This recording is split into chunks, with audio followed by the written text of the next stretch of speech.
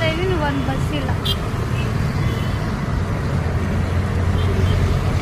Bus ಇದೆ, but ಇವರು ಬ್ರೇಕಲ್ಲಿ lunch break rest. ಆ ಬಸ್ಸು ಸೇಮ್.